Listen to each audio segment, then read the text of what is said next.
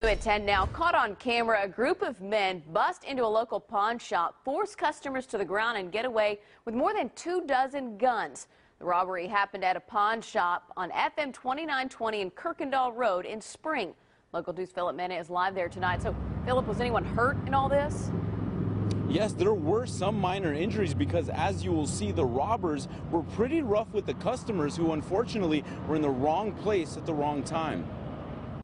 Surveillance video from inside Jet Pawn Shop on FM 2920 shows a couple of customers on the left there laughing and smiling just moments before the chaos. Before they know it, 3 men armed with guns storm in.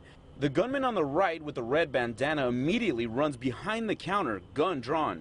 I can tell you this group is a very violent group of individuals that obviously have done this type of behavior before, just by the way they've conducted themselves in doing the robbery.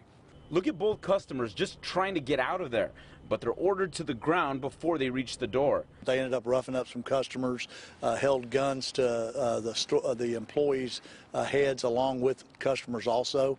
Deputies say those customers were forced to give up their cell phones. We did recover some of those cell phones, and we know kind of which way they left and what direction of travel they took.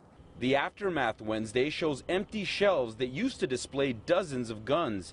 The owner estimates as many as 30 guns and rifles were stolen, along with cash. Anytime you have a robbery that is as violent as this and you have guns taken, that's more guns that are out on the street.